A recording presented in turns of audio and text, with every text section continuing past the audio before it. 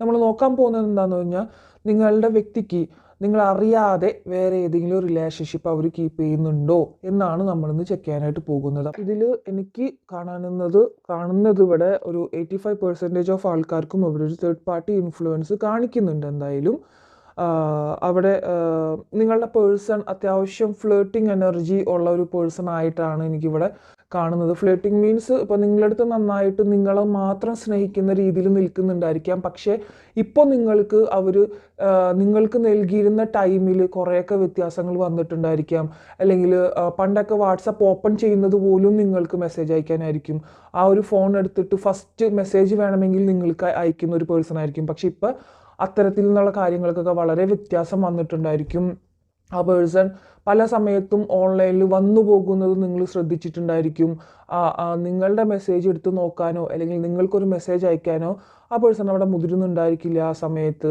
അഥവാ നിങ്ങൾ അതിനെക്കുറിച്ച് ചോദിച്ചിട്ടുണ്ടെങ്കിൽ കുറേ നേരം ഓൺലൈനിൽ കണ്ടല്ലോ, ഇന്ന സമയത്ത് കണ്ടല്ലോ എന്നൊക്കെ ചോദിച്ച് കുറച്ച് നാൾ കഴിയുമ്പോഴേക്കും ഈ വാട്സപ്പിൻ്റെ ആ ഒരു ലാസ്റ്റ് സീനും കാര്യങ്ങളൊക്കെ ഹൈഡ് ചെയ്ത് വെച്ചിട്ടുണ്ടായിരിക്കണം. അങ്ങനെ കുറച്ച് കാര്യങ്ങളൊക്കെ ഇവിടെ കാണിക്കുന്നുണ്ട്.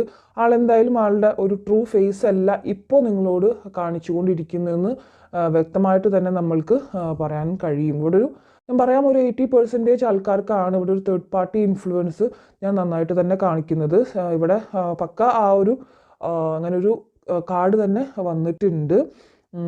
എന്താ പറയുക, അവർ തമ്മിൽ ചിലവർക്കൊരു സ്ട്രോങ് ആയിട്ടുള്ളൊരു തേർഡ് പാർട്ടി കണക്ഷൻ തന്നെയാണ്. അതുമൂലം നിങ്ങൾക്ക് ഒരുപാട് നിങ്ങളുടെ റിലേഷൻഷിപ്പിൽ മെയിൻ പ്രശ്നങ്ങൾ നടക്കുന്നത് മേ ബി അതുകൊണ്ട് തന്നെ ആയിരിക്കും. ആൻഡ് ഇപ്പോൾ കണ്ടുകൊണ്ടിരിക്കുന്ന വ്യക്തികൾ ഏറെക്കുറെ പൊസസീവ് ആയിട്ടുള്ളൊരു വ്യക്തികളായിട്ട് എനിക്ക് കാണിക്കുന്നുണ്ട്. കാരണം നിങ്ങളുടെ അല്ലെങ്കിൽ അവരുടെ ആ ഒരു സ്നേഹം നിങ്ങൾക്കല്ലാതെ അവരുടെ ഫാമിലിയൊക്കെ അത് വിട്ടിട്ട് വേറൊരു ഇതിലേക്കും പോകരുത് എന്നുള്ളൊരു, ശരിക്കും പറഞ്ഞാൽ ഈ ഒരു റിലേഷൻഷിപ്പിന് മുമ്പ് നിങ്ങൾക്ക് പല റിലേഷൻഷിപ്പ് വന്നിട്ടുണ്ടായിരിക്കും.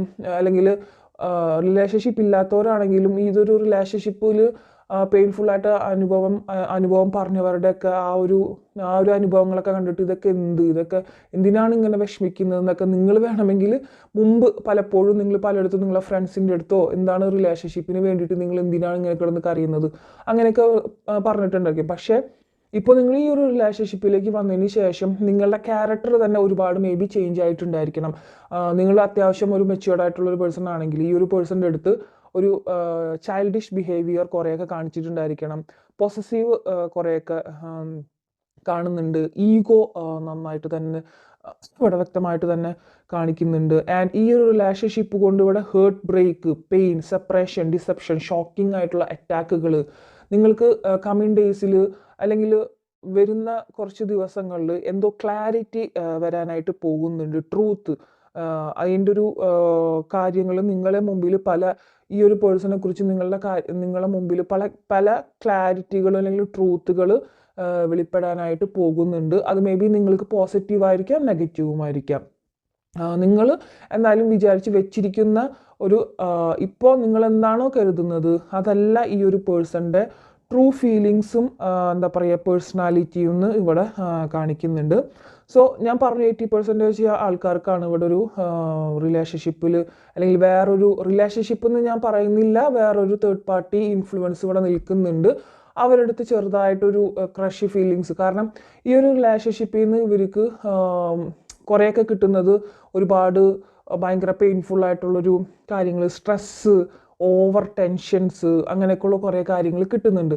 പക്ഷെ അത് നിങ്ങൾ മനസ്സിലാക്കുക, ഒരു വ്യക്തി മറ്റൊരു വ്യക്തിയെ വാല്യൂ ചെയ്യുമ്പോൾ മാത്രമാണ് ആ വ്യക്തിയിൽ നിന്നും ഒരു സ്ട്രെസ്സോ അല്ലെങ്കിൽ ഇപ്പോൾ നിങ്ങളുടെ ഭാഗത്തു നിന്നും എന്തെങ്കിലും ഇങ്ങനെ സ്ട്രെസ്സും കാര്യങ്ങളൊക്കെ ആ പേഴ്സൺ ഉണ്ടാവുന്നുണ്ട് എങ്കിൽ ആ പേഴ്സൺ നിങ്ങളെ സ്നേഹിക്കുന്നു എന്ന് തന്നെയാണ് അർത്ഥം. കാരണം ഒട്ടും എന്താ പറയുക നമ്മൾ സ്നേഹിക്കുന്നില്ല, അവരൊരു ജസ്റ്റ് എ ഫ്രണ്ട് മാത്രമാണെങ്കിൽ അവർ കൊടുക്കുന്ന ആ ഒരു സ്ട്രെസ്സോ അതൊന്നും അവർക്ക് പെയിൻഫുൾ ആയിരിക്കില്ല. പക്ഷെ ഇപ്പോൾ ഇവിടെ ചിന്തിക്കുന്നത് കുറച്ച് എന്താ പറയുക ഭയങ്കരമായിട്ട് ഈ കുറച്ച് ടെൻഷൻസും കാര്യങ്ങളൊക്കെ വരുന്നുണ്ട്. അതിൽ നിന്നും ഒരു ഫ്രീ ആവാൻ വേണ്ടിയിട്ട് ആൾ കണ്ടുപിടിച്ചിട്ടുള്ളൊരു മാർഗവും കൂടി ആണ് ഇങ്ങനൊരു റിലേഷൻഷിപ്പിലേക്ക് പോയത്. റിലേഷൻഷിപ്പ് എന്ന് ഞാൻ പറയുന്നില്ല കേട്ടോ, അവിടെ ജസ്റ്റ് ഒരു ചാറ്റിങ് അല്ലെങ്കിൽ കോളിങ്, മീറ്റിംഗ് ആൻഡ് ചിലർക്ക് മീറ്റിംഗ്, അതായത് കുറച്ച് പേർക്ക് തേർഡ് പാർട്ടി എന്ന് പറയുന്നത് ഭയങ്കരമായിട്ടുള്ള സ്ട്രോങ് ആയിട്ടുള്ള ഒരു ഇത് തന്നെയായിട്ട് നിൽക്കുന്നുണ്ട് കുറച്ച് പേർക്ക്. അത് നിങ്ങൾ മുമ്പ് പറഞ്ഞിട്ടുണ്ടായിരിക്കണം തേർഡ് പാർട്ടിയുടെ ഭാഗത്തു നിന്നുള്ളൊരു അവരുടെ അടുത്ത് പോകരുത്, മിണ്ടരുത്. പക്ഷേ നിങ്ങൾ അറിയാതെ തന്നെ അവരത് ചെയ്യുന്നുണ്ടായിരിക്കണം. കുറേയൊക്കെ നിങ്ങൾക്കത് മനസ്സിലാക്കാൻ പറ്റുന്നുണ്ടായിരിക്കണം എന്ന് ഇവിടെ കാണിക്കുന്നുണ്ട്. പക്ഷേ എഗെയിൻ ആൻഡ് എഗെയിൻ നിങ്ങൾ ചാൻസ് ഈ ഒരു റിലേഷൻഷിപ്പിൽ അവർക്ക് കൊടുത്തുകൊണ്ടിരിക്കുകയാണ്. റിസ്ക് നിങ്ങൾ എത്ര വേണമെങ്കിലും ഈ ഒരു പേഴ്സണിന് വേണ്ടിയിട്ട് എടുക്കാനായിട്ട് തയ്യാറുമാണെന്നാണ് കാണിക്കുന്നത്. ആൻഡ് ആ പേഴ്സണ് ഒരുപാട് ഓപ്ഷൻസ്